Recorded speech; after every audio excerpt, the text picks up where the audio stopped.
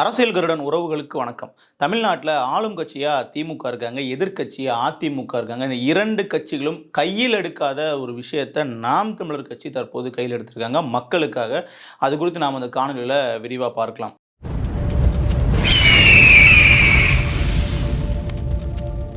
இந்தியாவினுடைய முதுகெலும்பு விவசாயம் அப்படின்னு காந்தியடிகள் அவர்கள் சொல்லியிருந்தாங்க.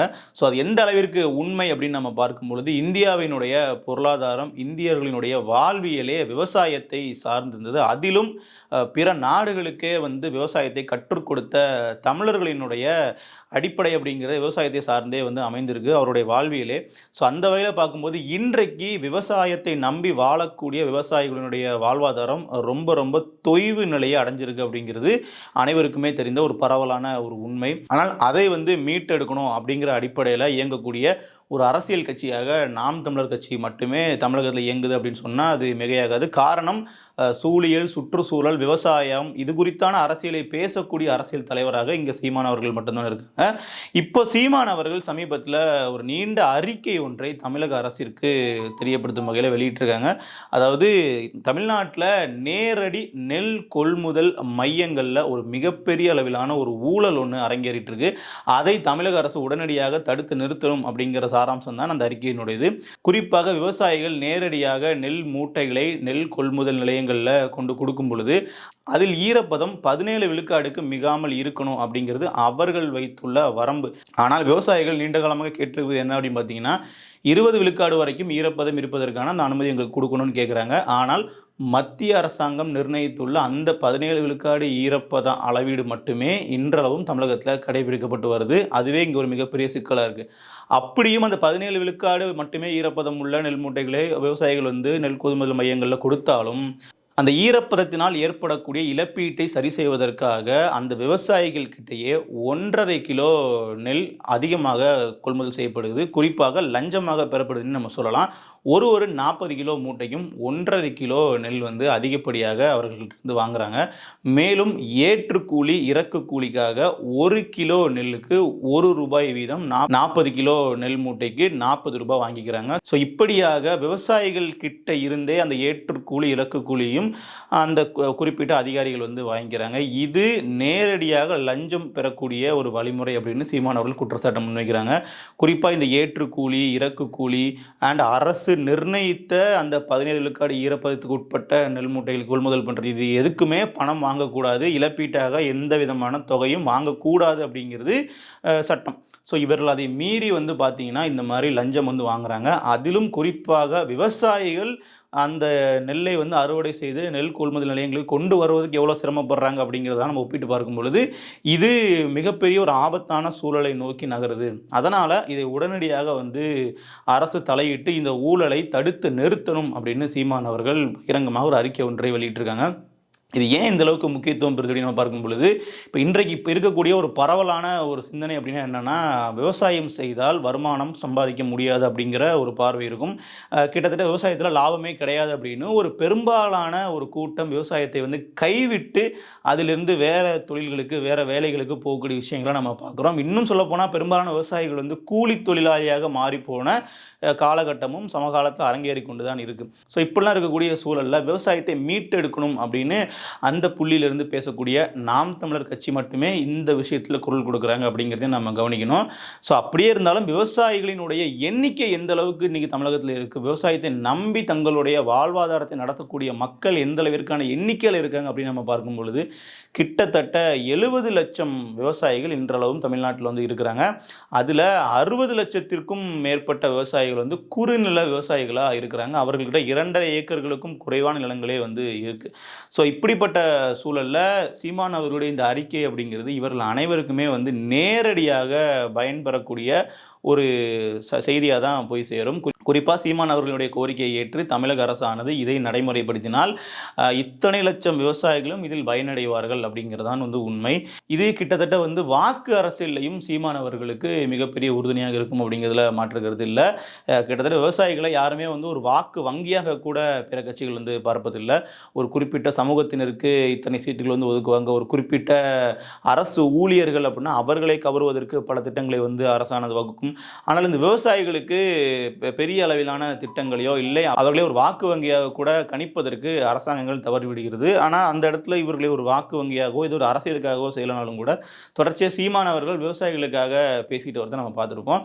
இன்னும் சொல்லப்போனால் கடந்த தேர்தல்களில் கரும்பு விவசாயி அப்படிங்கிறது தான் நாம் தமிழர் கட்சியினுடைய சின்னமாகவே இருந்துச்சு அப்படிங்கிறதையும் நம்ம பார்த்துருக்கோம். ஸோ மேலும் இன்றைக்கு விவசாயிகளினுடைய வாழ்வாதாரம் பெரிய அளவில் பாதிக்கப்பட்டதற்கு காரணமாக சீமானவர்கள் சொல்லக்கூடிய பல விஷயங்களில் இந்த 100 நாள் வேலை திட்டம் அப்படிங்கிற ஒன்றையும் தொடர்ச்சியாக பேசிட்டு வந்துட்டு இருக்காரு. குறிப்பாக 100 நாள் வேலை திட்டம் அப்படிங்கிறது விவசாயிகள் அவர்களினுடைய அந்த அறுவடை காலத்திலிருந்து எல்லாத்தையுமே கூலி ஆட்கள் கிடைக்காம பாதிக்கப்படுவதற்கு ஒரு அடிப்படை காரணமாக அமைஞ்சிருது. அரசு 100 நாள் வேலை திட்டத்தை கைவிடணும் அப்படிங்கிறது நாம் தமிழர் கட்சியினுடைய கோரிக்கை கிடையாது, நாம் தமிழர் கட்சியினுடைய வாதம் கிடையாது. அதற்கு பதிலாக 100 நாள் வேலை திட்டத்தை அந்த விவசாயிகளோடு ஒன்றிணைந்து இன்டகிரேட்டடாக ஒரு மெத்தடை உருவாக்கணும்.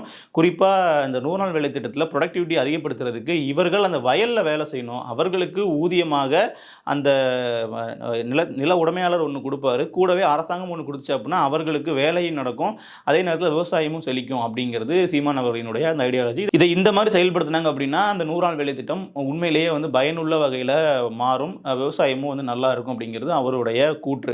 ஸோ இதெல்லாம் நம்ம பார்க்கும் பொழுது இன்றளவில் விவசாயத்தை மீட்டெடுப்பதற்கு பல்வேறு விதமான திட்டங்கள் தேவைப்படுகிறது. இன்னும் சொல்லப்போனால் இப்போ நம்ம பேசிகிட்டு இருக்கக்கூடிய விவசாயம் அப்படிங்கிறது எல்லாமே உற்பத்தியின் அடிப்படையில் மட்டுமே பேசிகிட்டு இருக்கோம்.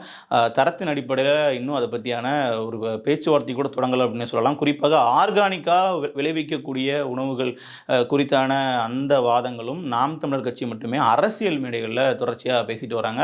இப்போ உற்பத்தி அதிகப்படுத்தணும், இந்த அளவுக்கு விளைச்சலை அதிகப்படுத்தணும் அப்படிங்கிற விஷயத்தை தான் இப்போ இருக்கக்கூடிய ஆளும் அரசாங்கங்கள் அவருடைய பட்ஜெட்டில் தாக்கல் பண்ணுவாங்க, அதை பற்றி பேசுவாங்க. ஆனால் இயற்கை வேளாண் முறைகளை பயன்படுத்தி உற்பத்தி பண்ணுறது அப்படிங்கிறது இன்னும் ஒரு எட்டாக்கணியாகவே இருக்குது. அது குறித்த அரசியலை அதிகப்படியாக மக்கள்கிட்ட பேசி கொண்டு சேர்க்கக்கூடிய வேலையை செய்யக்கூடியது சீமான் அவர்கள் மட்டுமே. குறிப்பாக விதைகள் எந்த மாதிரி எந்தெந்த கம்பெனிகளால் பேட்டன் ரைட் செய்யப்பட்டிருக்கு, அது நம்மளுடைய விவசாயிகள்கிட்ட எப்படி பறிக்கப்பட்டிருக்கு, இன்னும் சொல்லப்போனால் எத்தனை ரகமான நெல்கள் நம்ம ஒட்டு மொத்தமாக இழந்துட்டோம், எத்தனை விதமான நெல் ரகங்கள் இன்றளவும் சேமிக்கப்பட்டு பாதுகாக்கப்பட்டிருக்கு, அவற்றுக்கு எந்த அளவிற்கான மதிப்பீடு கொடுக்கப்பட்டிருக்கு, அதை இன்னும் வருங்காலங்களில் எப்படி நம்ம உற்பத்தியை பெருக்க முடியும், எந்தெந்த அரிசிகள் சாப்பிட்டா என்ன மாதிரியான சத்துக்கள் நமக்கு கிடைக்கும், என்னென்ன மாதிரியான காய்கறிகளை எந்தெந்த காலத்தில் நம்ம விளைவிக்கணும் அப்படிங்கிற மாதிரி கிட்டத்தட்ட விவசாயிகளுக்கே பாடம் எடுக்கக்கூடிய அளவிற்கு வேளாண் அறிவு கொண்ட ஒரு நபராக தான் நாம் தமிழர் கட்சியினுடைய தலைமை ஒருங்கிணைப்பாளர் சீமான் அவர்கள் அரசியல் மேடைகளிலே பேசுவாங்க அப்படிங்கிறது நமக்கு தெரியும். விவசாயிகளுக்கு ஆதரவான குரல் அப்படிங்கிறது நாம் தமிழர் கட்சிக்கிட்ட இருந்து வந்திருக்கிறது ஒரு புதிய விஷயமோ இல்லை, ஒரு அரிதான விஷயமோ கிடையாது. அவர்கள் தொடர்ச்சியாக செய்து கொண்டிருக்கக்கூடிய விஷயம்தான். அதிலும் குறிப்பாக இந்த நெல் கொள்முதல் பண்ணக்கூடிய விஷயம் அப்படிங்கிறது இதற்கு முன்னாடி பல முறை சீமான் அவர்களே பேசி பதிவிட்ட ஒன்று தான். குறிப்பாக அந்த நெல் கொள்முதல் நிலையங்கள்லேயே நெல் மூட்டைகள் அடுக்கடுக்காக அடுக்கப்பட்டு மேலே எந்த விதமான மேற்கூரையும் இல்லாமல் மழையில் வெயிலில் நனைந்து அந்த நெல்மணிகள் வீணாகக்கூடிய காணொளிகள் மழைக்காலங்களில் வெளியாகும். ஸோ அப்படி அந்த காணொளிகள் வெளியாகும் போதெல்லாம் நாம் தமிழர் கட்சிக்கிட்ட மட்டும்தான் கண்டன அறிக்கைகள்லாம் வரும். இந்த மாதிரி ஒரு கொள்முதல் நிலையத்திற்கு மேலே மேற்கூரை இடுவதற்கு உங்களுக்கு பணம் இல்லை அப்படின்னு சொல்லி நீங்கள் சொல்கிறீங்க, அதை செய்யாமல் நீங்கள் இருக்கீங்க. ஆனால் மெரினால சமாதி கட்டுறதுக்கு உங்களுக்கு 50 கோடி 100 கோடி 200 கோடி எப்படி வருது? அப்போ இந்த பணத்தை வைத்து நீங்கள் நெல் கொள்முதல் நிலையங்கள்லேயே நீங்கள் சீரமைப்பு பண்ணலாமே, அப்போ அதுதான் நமக்கு அடிப்படை தேவையாக இருக்குது அப்படிங்கிறது தான் சீமான் அவர்களுடைய வாதம். அதிலும் குறிப்பாக அந்த கொள்முதல் செய்யப்பட்ட நெல்மணிகளை பாதுகாப்பது எந்த அளவுக்கு முக்கியமோ அந்த கொள்முதலுக்கு நெல்லை கொண்டு கொடுக்கக்கூடிய அந்த விவசாயிகளுக்கு நிச்சயமாக இது ஒரு லாபகரமான ஒரு தொழிலாக இருப்பதை பார்த்து கொள்ள வேண்டியது அரசினுடைய கடமை. இன்றைக்கு உரங்களினுடைய விலை ரொம்ப அதிகமாக இருக்குது. அப்போது விவசாயம் செய்வதற்கு தேவையான அந்த இடுபொருட்களினுடைய விலையும் அதிகமாக இருக்குது. இப்படி இருக்கக்கூடிய சூழலில் அந்த ஃபைனல் ப்ராடக்டாக வரக்கூடிய அந்த நெல்லை உரிய விலைக்கு அரசாங்கம் வாங்கி கொள்ளணும். அவர்களுக்கு எந்த விதமான சிக்கல்களை அந்த கொள்முதல் நிலையங்களில் அவர்கள் சந்திக்கும் விதமாக வைக்கக்கூடாது. குறிப்பாக இந்த இடத்துல விவசாயத்தை நம்ம சீர்தூக்கணும் அப்படின்னா அதில் நடக்கக்கூடிய ஊழல்களை நிச்சயமாக புறந்தள்ளணும் அப்படிங்கிறது தான் சீமான் அவர்களினுடைய தொடர்வாதமாக இருக்குது.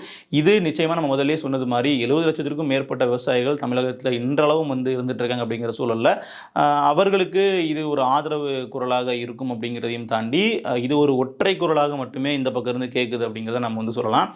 இது மாதிரியான பிற அரசியல் கட்சி தலைவர்களால் பெரிதும் கண்டுகொள்ளப்படாத, பெரிதும் கையில் எடுக்கப்படாத விஷயங்கள் எல்லாமே அறிக்கை மூலமாக, தொடர் வலியுறுத்தல் மூலமாக வெளியுலகுக்கு கொண்டு வருவது சீமான் அவர்கள் அப்படிங்கிறதுல மாற்றுக்கிறது இல்லை. ஸோ அப்படியாக இந்த விஷயமும் ஒரு நாளைக்கு ஒரு பேசு பொருளாகி இவர்களுக்கு ஒரு தீர்வை நோக்கி இந்த பிரச்சனை நகரும் அப்படிங்கிறத நாம் வந்து நம்பலாம். இது போன்ற அரசியல் குறித்து காணொலிகள் பார்ப்பதற்கு அரசியல் கருடன் சேனலை சப்ஸ்கிரைப் செய்யுங்கள். மேலும் மற்றொரு தகவலோடு உங்களை சந்திக்கும் வரை நன்றி.